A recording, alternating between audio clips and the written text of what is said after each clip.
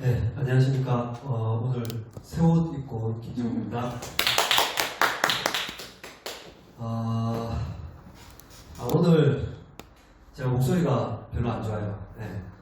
평소에 목소리 좋은데 오늘 목이 쉬어서 목소리가 조금 안 좋은데 양해 부탁드리고, 뉴트라이트에 대해서 왜 우리가 뉴트라이트를 먹어야 하는가에 대해서 한번 말씀드려보도록 하겠습니다. 여기 적혀있는 철학을 지키고 과학은 나아갑니다. 네, 뉴트라이트에서 내놓는 슬로건이죠. 이 철학은 지키고 과학은 나아간다 라는 말이 어떤 말인지 지금부터 한번 말씀드려볼게요. 한국인의 영양 섭취를 기준해 놓은 정부에서 만든 활용 가이드북이라는 책이 있어요.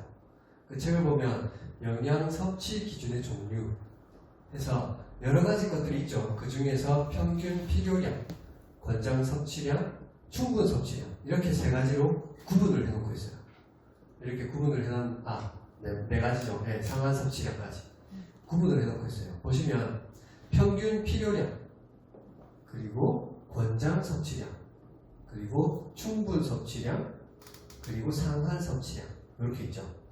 영양소를 먹는 거죠. 영양소를 얼마나 먹었느냐, 그 영양소 섭취량이고요.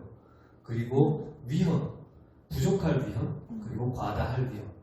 위로 올라갈수록 위험도가 높은 거죠. 가장 위험도가 낮은 구간이 당연히 가장 영양소를 섭취하기 좋은, 요만큼 섭취하면 가장 우리 몸이 건강할 수 있다 라고 하는 구간인데, 보시면 우리는 대부분 권장 섭취량을 알고 있죠. 근데 권장 섭취량이 최적은 아니에요. 그죠? 권장 섭취량에서도 약간의 위험도가 있는 가장 낮은 영양소 섭취 수준이 아니다. 그러면 충분 섭취량, 이 보시면 권장 섭취량에서 가장 위험도가 낮은 이 구간이 바로 충분 섭취량이다. 그러면 충분 섭취량만큼 먹는 게 권장 섭취량보다는 좋겠네. 왜냐하면 권장 섭취량보다 적게 먹어서 위험도가 올라가게 되면, 그러면 우리 몸에 이상이 생길 가능성이 있다 라고 해서 권장 섭취량을 설정해 놓았고, 평균 필요량보다도 낮게 먹게 되면 그럼 진짜 우리 몸이 위험한 거죠. 그리고 상한 섭취량을 넘어가게 되면 또 위험도가 올라가게 되기 때문에 이건 영양소마다 조금씩 다르겠죠. 보시면 비타민C를 기준으로 볼게요. 비타민C를 기준으로 했는데 권장 섭취량이 100mg입니다. 100mg. 그런데 상한 섭취량은, 여기서 지정해 놓은 상한 섭취량은 2000mg이에요. 그러면 충분 섭취량에서 권장 섭취량에서 충분 섭취량까지의 구간이 상당히 제곱된단 말이죠. 이걸로 보시면은 1000mg 정도가 됐을 때, 1000mg 정도의 비타민C를 섭취할 때 가장 위험도가 낮은, 우리 몸에 필요한 영양소를 채울 수 있는 구간이다. 근데 여기서 한 가지 유의하셨죠. 이 영양소 필요량은 우리가 건강한 생활을 할 때, 만약에 우리 몸이 안 좋아졌을 때는 당연히 영양소가 더 많이 필요하겠죠. 그래서 우리 몸이 좀 나빠졌을 때, 감기 기운이 있다거나 그랬을 때는 당연히 영양소를 더 많이 쓸 거예요. 우리 몸이 원 상태로 돌아가기 위해서. 그래서 이 양보다 양이 좀 올라가게 된다. 근데 그 양까지는 아직 구체적으로 발표된 자료는 안 보이는데, 일단 기본적으로 우리가 건강한 생활을 할 때, 평소 생활을 할 때 우리가 이 정도 1000mg 먹어졌을 때 가장 우리가 안전한 생활을 할 수 있다. 1200mg이네요. 그렇게 보시면 되고, 그리고 칼슘도 보시면 국민 70%가 적게 섭취한다. 그리고 비타민C는 국민 57%가 부족하게 섭취하고, 비타민 A는 국민 45%가 부족하게 섭취하고, 비타민 B2죠. 리보플라빈, 국민 40%가 부족하게 섭취하고, 비타민 D는 결핍 환자가 4년 새에 10배로 늘었다. 왜냐하면 우리가 실내 생활을 점점 더 많이 하게 되잖아요. 그러면서 비타민 D 결핍 환자가 점점 더 늘어가고, 그리고 오메가3는 일일 권장량의 절반 정도 수준을 사람들이 일반적으로 평균적으로 섭취를 한다. 셀레늄은 일일 최대 권장 섭취량의 20% 정도만 섭취를 한다. 엽산은 임산부 섭취량, 권장 섭취량의 34.8%죠. 이 정도로 우리가 전반적으로 영양소를 좀 적게 섭취하고 있다. 그러면 영양소를 적게 섭취하면 그로 인해서 몸에 이상이 생길 수 있는데 그 이상이 뭐 단순하게 감기 이런 걸 넘어서는 이상이 생길 수도 있겠죠. 그리고 에너지를 우리가 주로 어디서 얻어오느냐 보시면 공유가 거의 절반이에요. 공유가 거의 절반. 그리고 공유 외에 우리가 기본적으로 몸에 좋다고 생각하는 채소류 있죠. 채소류는 경도 4% 정도. 깜짝 놀란 게 주류는 4.7%입니다. 채소보다 주류에서 더 많은 영양을 얻고 있어요. 우리가. 네. 상당히 깜짝 놀란 건 아니죠.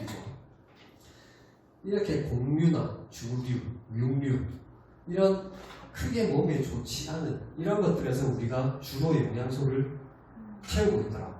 근데 곡류하고 육류하고 주류 이런 데서 나오는 영양소는 제한적이죠. 대부분 여기서 얘기하는 우리 몸에 절대적으로 필요한 영양소들을 포함하지 않고 있단 말이에요. 그리고 그 외에도 우리가 흔히 접하고 있는 그런 가공된 식품들, 간장들은 3분의 간장을 많이 쓰고, 식초는 빙초산, 빙초산을 사람이 먹는 식품으로 인정한 나라는 대한민국밖에 없고, 쌀에 발암 살충제가 있다? 네, 한국인의 위험한 먹거리. 이게 무슨 말일까요? 한국에서는 우리 대한민국 국민들의 건강을 별로 신경 쓰지 않는다. 대한민국 정부는. 그렇게 볼 수 있겠죠. 우리나라가 선진국에 들어갔다고 하는데 과연 우리의 먹거리를 관리하는 시스템도 선진국의 시스템이다. 한번 생각해 볼 필요가 있고 1인당 미세 플라스틱 섭취량이 매주 신용카드 한 장. 이거 깜짝 놀랐어. 매주면 매주. 산에 들어가서 사는 사람 말고는 저 정도 먹고 있다는 거죠. 매주. 그리고 테플론 독성물질. 즉 저기 한국인이 최다. 이걸 개발한 데는 미국인데 그걸 가져다가 한국에서 엄청나게 만들고 사람들이 이걸 먹게끔 이게 무슨 말일까요? 한국인이 최다. 이것도 마찬가지예요. 정부에서 이 정도 이상은 폐수로 흘려보내서는 안 된다라고 하는 규정이 있겠죠. 그 규정이 우리가 좀 느슨하다. 그래서 밖으로 흘러나오는 사람들한테로 흘러나오는 이 오염물질이 많아서 사람들한테 검출이 많이 되겠다. 그리고 합성 비타민. 아까 그 여러 가지 영양소들을 우리가 다 채울 수 없기 때문에 합성 비타민 많이 먹죠. 합성 비타민은 약이 아닌 독이다. 보시면 일단 합성 비타민은 흡수율 자체가 낮아요.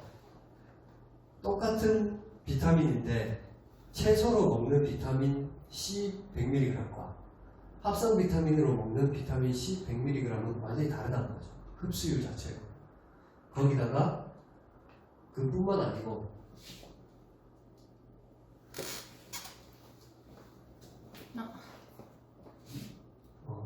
네. 차이점을 한번 보시면 합성 비타민은 비타민 C로 보면 비타민 C만 쏙 빼는 거예요. 비타민 C만. 근데 천연 비타민은 비타민 C 외에 여러 가지 요즘에 많이 얘기되고 있는 식물 영양소 얘기겠죠. 비타민 C 외에도 여러 가지 자연 물질이 있는데 이 자연 물질들이 우리 몸에 엄청나게 긍정적인 역할을 한다. 비타민 C만 추출해서 딱 비타민 C로 나오는데 천연 유래 비타민은 비타민 C를 포함하는 그 원료를 그대로 붙이는 거죠. 그래서 안에 들어있는 똑같은 알 크기를 대비했을 때 알 크기 대비해서 영양소 함량이 작아요. 천연 비타민은 비타민 C로만 봤을 때 그런데 그 외에 부산물이 엄청 많은 거죠. 그 부산물들이 있어야 비타민 C가 흡수가 되기도 하고 그 부산물들이 비타민 C 외에 다른 긍정적인 역할을 우리 몸에서도 하기도 한다. 합성 비타민을 과다 복용하면 수명이 단축된다라고 하는 기사가 나왔는데 이게 그냥 기자가 하는 얘기가 아니겠죠. 실제로 사망률 5% 이상 증가시킨다 라고 하는 것들이 논문을 통해서 확인이 됐어요. 어떤 비타민? 합성 비타민. 그리고 이 조한경 박사님이 올리셨던 건데 비타민 부작용으로 사망자, 천연 비타민 부작용으로 사망자가 몇 명? 제로. 네, 제로. 그래서 비타민으로 인해서 이 우리 건강이 나빠질 수 있다. 라고 하는 얘기는 합성 비타민에 제한되는 거지 천연 비타민에도 해당되는 건 아니다 라고 보시면 돼요. 그리고 영상을 한 개 보도록 하겠습니다.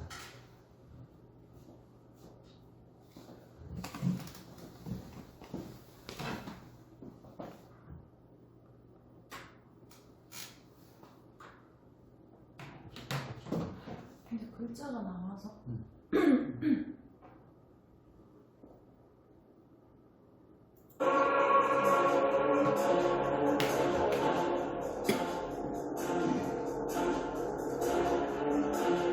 실패의 인턴션. 사람 숫자가 보면 18만 명이 나옵니다. 굉장히 어마어마한 숫자죠. 그걸 합쳐봤더니 두 개 이상과는 전혀 다르게. 또 일본에서는 합성 비타민제가 암을 유발할 수 있다는 충격적인 내용의 논문이 발표되기도 했는데요. 일본 도시시아대학 니시오카 하지메 교수의 논문에서는 합성 비타민 C는 체내에서 활성산소를 적지 않게 만든다.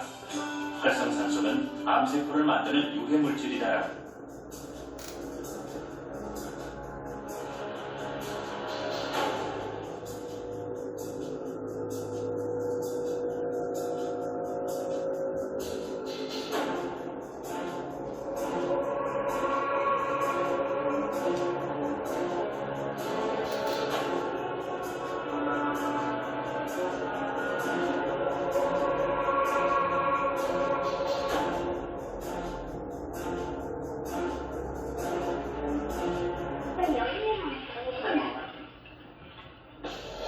이것이 바로 우리가 먹고 있는 합성 비타민 C. 식품의 첨가제로도 쓰이고 있는 합성 비타민 C의 원산지는 대부분 중국입니다. 가격은 1kg에 15,000원입니다. 합성 비타민은 대량 생산이 가능하기 때문에 가격이 저렴한 편. 이 합성 비타민 원료에 여러 첨가 물질들이 더해지면 비로소 비타민제가 완성됩니다. Ja, man hat sich auch früher vorgestellt, Vitamin C wird aus Zitronen hergestellt oder sowas, aber wäre viel zu kostspielig. Dann hat man eine Zeit lang das aus Erdöl hergestellt tatsächlich und dementsprechend muss man natürlich dann auch sehen, dass da auch entsprechende Abfälle anfallen, das ist also auch nicht besonders sauber. Mittlerweile sind es aber genmanipulierte Bakterien, das heißt, die werden in ihrem Erbgut so darauf getrimmt, dass sie dann eben diese Vitamine produzieren. 비타민 C가 곡식으로 만들잖아요. 곡식으로 일부러 사탕수수 같은 데다 만드는 것도 있지만 상당수의 합성 비타민 C가 석유에서 들어가는 토탈에서 그래서 이제 화학 성분이 많이 들어가기 때문에 싹 몸에 좋을 것 같아요. Vitamin C, typically what they do is they start off with genetically modified corn. Then they do an extraction procedure so they get ascorbic acid. They actually use acetone, which is the stuff that ladies use for nail polish remover. That's part of the process. So then they come up with this white powdery substance called ascorbic acid.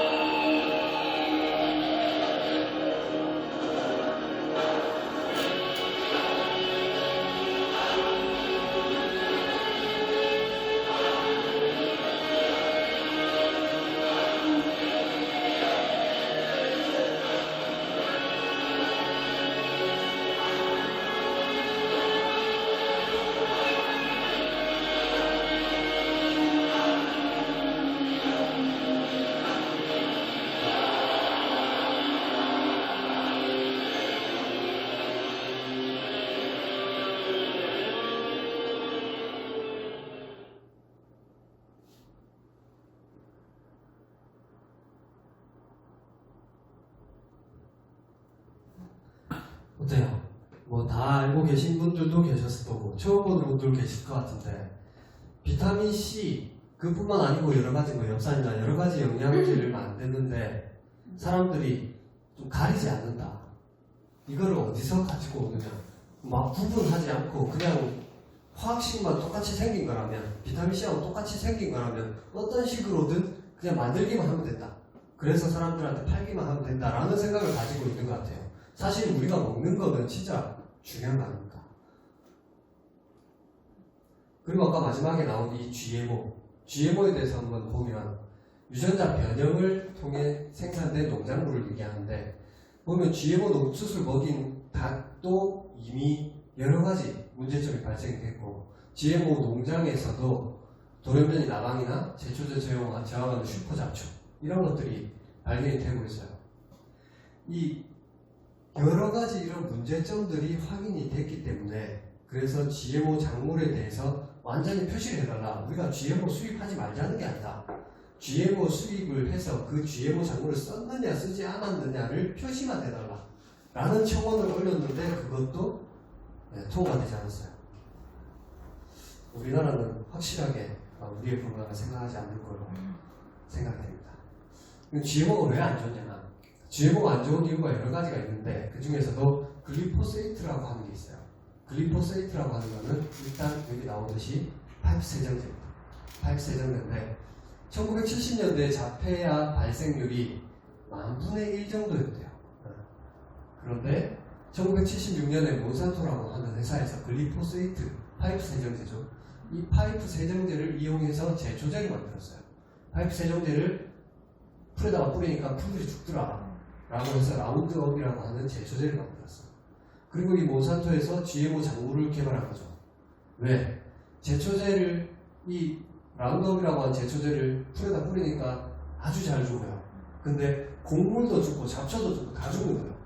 그래서 이 라운드업을 사용하기 위해서 라운드업에 버틸 수 있는 유전자를 가진 작물을 생산한 거죠. 개발한 거죠. 그게 바로 GMO의 시작이었다는 거예요. 그래서 제초제 사용량이 50배 이상. 라운드업이 엄청나게 잡초들을 잘 죽이잖아요. 근데 곡물도 죽여서 못 썼는데 GMO를 쓰면 간편하게 제초가 되기 때문에 사용하기 시작했고, 글리포세이트를 건조제로도 사용하기 시작합니다. 그래서 밀가루에다가 글리포세이트 가루를 뿌려가지고 가지고 들어오는 거죠. 방부제로. 아주 값싸니까. 그리고 2015년에서야 글리포세이트를 76년부터 사용을 해왔는데 2015년에서야 발암물질로 지정이 됐다라고 하는 거죠. 글리포세이트로 인해서 농작물에 황이 결핍되고, 콜레스테롤에 황이 결합되면 우리 몸의 청소부 역할을 합니다. 콜레스테롤이 나쁘지만은 않다라고 하는 걸 많이 들어보셨잖아요. 근데 그게 콜레스테롤이 청소부 역할을 하려면 황이 같이 있어야 되는데, 이 GMO 작물을 계속 먹으면 그 작물에 황이 없기 때문에 콜레스테롤은 청소부 역할을 할 수 없는 거죠. 그리고 2016년에 자폐아 발생률이 42대 1. 엄청나게 많이 오는 거죠. 10,000분의 1, 42분의 1 이렇게 따로 떼어놓고 보면 별 문제가 없어 보이는데, 저 정도로 차이가 나는데 이 문제에 글리포세이트가 과연 이 영향을 주지 않았을까 하는 거죠. 그리고 글리포세이트로 인해서 또 망간도 결핍이 된대요. 네. 그래서 글리포세이트로 인해서 농작물 뿐만 아니고 이 글리포세이트가 분해가 안 되기 때문에 글리포세이트를 뿌렸던 땅 자체가 황폐화된다라고 보셔야 돼요. 그 땅에서 키운 작물은 황도 없고 망간도 없다. GMO가 아니더라도 그렇게 보시면 되고, 여기 보시면 GMO 농작물을 얼마나 생산을 하고 있느냐, 점점 계속 늘어가고 있죠. 저렇게 늘어가고 있다는 것은 누군가가 사서 쓴다는 거죠. 네. 그 쓰는 게 이 동물 사료로 쓴다면 그것도 안전할까요? 그 동물들 우리가 먹을 건데 우리 몸에 쓰면 당연히 안 되겠죠. 그 영양에 보시면 갑상선, 암 발병, 산화물 증가, 콩팥질환, 불면증, 당뇨병, 자폐, 치매, 물론 이것들이 모두 글리포세이트 때문이다 라고 하기는 그렇지만 글리포세이트의 영향으로 가치 확률이 올라가고 있다 라고 볼 수 있다는 거죠. 그리고 유럽에서 지정한 안전한 농도는 0.4 ppb입니다. 쥐의 간과 신장을 무너뜨리는 정도는 0.1이에요. 물론 사람은 더 크기 때문에 한국에서 지정한 거는 50 ppb입니다. 유럽은 0.4인데 한국은 50. 네. 그리고 분유는 170, 모유는 166. 이거는 정부에서 지정한 게 아니고 실제 확인을 해보니까 검출된 양이에요. 분유하고 모유에서 이 정도나 검출이 된다. 우리 아이들에게 이 정도로 먹이고 있고 농부의 소변에서는 이 정도. 여러 가지 것들, 돼지 신장, GMO 콩, 어마어마한 양의 글리포세이트가 확인이 되고 있다는 거죠. 특히나 GMO 작물에서. 근데 그 GMO 작물을 먹은 것들을 먹고 해서 결국 우리 몸에 쌓이는 건 이렇게 많이 쌓이게 된다. 글리포세이트 허가를 어떻게 받았을까요? 이 문제가 있는데 몬산토에서 90일 동안 쥐로 실험을 실행했어요. 90일 동안 쥐로 실험을 해서 문제가 없다라고 해서 허가를 받았는데 이 세랄린이라고 하는 박사가 2년 동안 테스트를 해보니까 문제가 있더라고요. 근데 정말 대단한 건 90일이 지나면서부터 문제를 보였다. 글리포세이트가 문제 없다라고 테스트하는 거 그거를 뭐 정부에서 어떤 방식으로 테스트할 건지 정했는지 어떤지는 모르겠지만 90일 동안은 몬산토에서 문제 없는 걸 확인했을 거고 그리고 정부와 짜고 치지 않았을까. 금지한 나라들이 보면 말타라는 나라 들어보셨습니까? 말타라고 하는 나라조차도 금지를 했대요. 근데 대한민국은 사용하고 있죠. 이런 식으로 쥐들이 사람은 물론 이 정도로 심하게 되지 않을 거예요. 근데 아주 느리게나마 진척이 될 수 있다라고 하는 거죠. GMO 수입을 얼마나 하고 있느냐. 점점 우리가 보시면 총량이 이렇죠. 네. 많아지고 있죠. 사실 우리나라는 세계 1, 2위의 GMO 대량 수입. 사람 먹는 GMO 수입량만도 200만 톤. 사람이 먹는 거. 사료뿐만 아니고. GMO 실태가 보시면 과잖아요. 그리고 두부에도 엄청나게 많죠. 두유, 라면, 대두유. 우리가 아주 흔하게 먹는 생필품들이죠. 필수적으로 먹는 그런 식품들에 GMO 사용이 되고 있다라고 하는 거죠. GMO 콩과 옥수수를 먹어서 가공을 해서 이렇게 가공을 해서 2단계에 오면 분해되고 이 제품 단계에 오면 확인이 안 돼요. 검사를 할 수가 없습니다. 검사를 해도 나오질 않는다는 거죠. 지금 우리의 이 기술력으로는 이거를 이 상황에서 검출을 할 수 없다는 거지. 여기에 우리가 검출이 안 된다고 해서 문제되는 게 없다라고 볼 수 없는 거잖아요. 이 상황에 와서 이때 와서 검출되지 않기 때문에 우리 정부에서는 우리에게 공개를 하지 않고 있다라고 보시면 돼요. 그래서 기준 없이 특별히 우리가 직접 공부하고 알고 만들어 놓은 기준 없이 일반적으로 소비하는 사람들, 그런 소비자들은 절대 이 글리포세이트로부터 자유로울 수 없다. 나뿐만 아니고 내 자녀들까지. 이렇게 보시면 되고, 우리가 먹는 이런 영양소들, 채소들, 채소와 야채 이런 것들 보시면 50년 사이에 영양소가 2분의 1, 30년 사이에 3분의 1, 50년 사이에 5분의 1 이렇게 영양소들이 줄어들고 있다는 거예요. 예전에 사과 한쪽만 먹으면 우리 몸에 필요한 비타민 B가 채워졌다. 만약에 그렇게 하면 지금은 2쪽, 3쪽을 먹어야 된다라고 하는 거죠. 근데 양적으로 그거를 채울 수 있는 용량이 아니잖아요. 영양을 이만큼 먹어야 되는데 그걸 채우기 위해서는 막 10접시씩 이 야채를 먹어야 되는 거죠.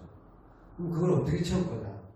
그래서 왜 뉴트럴라이트를 먹어야 하는가라고 하는 거죠.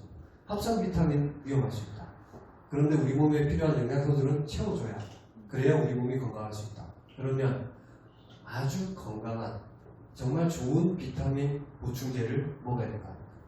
우리 뉴트럴라이트는 직접 이런 농장에서 우리가 직접 재배를 합니다.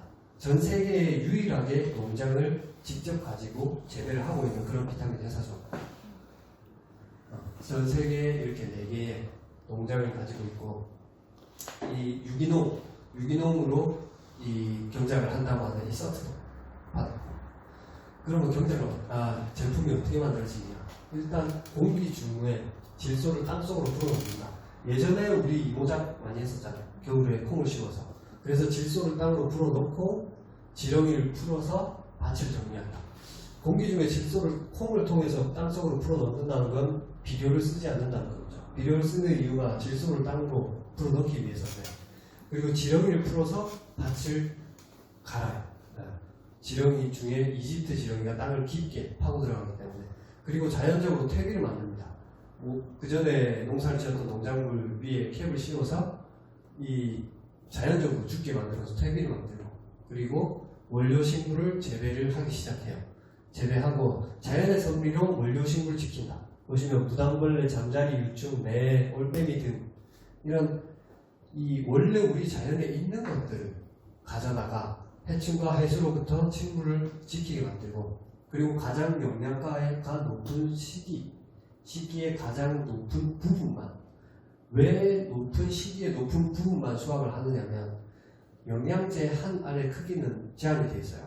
모든 영양제는 동일한 크기로 나오는데, 그런데 어떤 거는 영양가가 높은 부분에 추출하고 어떤 거는 낮은 부분에 추출하면 동일한 사이즈에서 영양을 똑같이 채울 수 없겠죠. 아까 말씀드린 것처럼 비타민 C만 뽑아서 만들어내는 게 아니고 직접 이 식물을 가져다가 농축을 하는 거기 때문에 동일하고 아주 균등한 영양소를 포함한 부분만 사용해야 동일한 크기의 동일한 영양이 나온다라고 하는 거죠. 그리고 양이 밭을 청소하게 만들고 토양을 쉬게 만들어줍니다. 이 방법으로 계속해서 돌아가면서 농사를 짓고 있는 거죠. 그러면 이렇게 재배된 원재료를 어떻게 하느냐?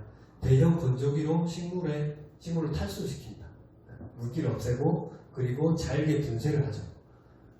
분쇄를 하고 나서 식물에서 영양소를 추출합니다. 추출할 때는 여러 가지 화학 물질을 쓰는 게 아니고 물과 알코올을 이용해서, 수용성 비타민은 물, 그리고 지용성 비타민은 알코올을 이용해서 추출을 해내는 거죠. 그렇게 해낸 영양소를 그대로 농축을 시킵니다. 농축을 시킬 때도 비등점을 낮춰서 영양분 손실을 최소화해서 농축을 시키고, 여섯 번째로 스프레이 드라이로 수분을 제거한다. 한마디로 아주 뜨겁게 달궈진 판에다가 분사를 시키는 거죠. 이렇게 했을 때 가장 영양소에 손실이 적더라라고 해서 이 방법을 사용하고 있고, 제품에 맞춰서 분말, 농축물을 혼합을 하고, 농축물이 완성되면 정제 형태로 압축해서 나오는데, 이 정제 형태로 압축해서 나올 때도 이 마지막 코팅 자체를 우리가 원래 먹는 사과왁스 이런 것들을 이용해서 코팅을 하게 됩니다. 그래서 처음부터 끝까지 원래 자연에 있는 그대로의 방법을 가지고 마지막까지 이 사람이 먹는 것만을, 사람이 먹어도 해롭지 않은 것만을 이용해서 제품을 만들어낸다. 그리고 GMP라고 해서 한국에는 KGMP라고 적용되는 게 있는데, 이게 의약품에 적용되는 엄격한 우수 제조 기준, 의약품입니다. 의약품. 이 건강보조식품, 비타민제 이런 것들은 의약품이 아니고 건강보조식품이기 때문에, 식품은 FDA 기준으로 5가지에서 10가지 정도만 검사를 받으면 되는데, 그게 아니고 의약품의 기준에 준하는 방법을 검사를 하는데, 그 중에서도 GMP 어워드, 명예의 정당에 올라가 있는 거죠. GMP 의약품을 제조하는 기준 중에서도 엄청나게 까다롭고 그 기준을 잘 지키는 그런 회사가 바로 이 뉴트릴라이트다. 그리고 GAP라고 해서 우수 농장물 관리 기준, 이 여러 가지 관리 기준들은 다 준수가 되고 있어요. 왜냐하면 뉴트릴라이트 자체가 이 모든 정부에서 규정하는 기준보다 훨씬 더 까다로운 방법으로 검사를 하고 테스트를 하기 때문에. 그리고 아까 말씀드린 철학은 지키고 과학은 나아갑니다. 거기서 베스트 사이언스, 총 12개의 실험 공장과 농업연구센터를 보유하고 있고 100여 명의 과학자, 뉴트릴라이트에만, 그리고 매달 1,500여 건의 제품, 15,000여 건의 제품 테스트를 수행합니다. 똑같은 제품 만들고 새롭게 제품을 개발하기 위해서 테스트하는 게 아니고, 제품 만들어지는 과정에서 혹시나 불량이 나올까봐 계속해서 테스트를 진행하는 거죠. 뉴트릴라이트가 취직한 특허는 190건이 넘고 총 100여 건의 연구 결과 발표와 90여 건의 논문 학술지 나와 있고, 그리고 65건의 임상 실험, 여러 가지 것들을 하고 있는 거죠. 특히나 이 WX 같은 경우에는 제조 공정 중에 150회 이상의 검찰을 거쳐야 바로 제 손에 온다는 거죠. 제품 하나에 150번의 테스트.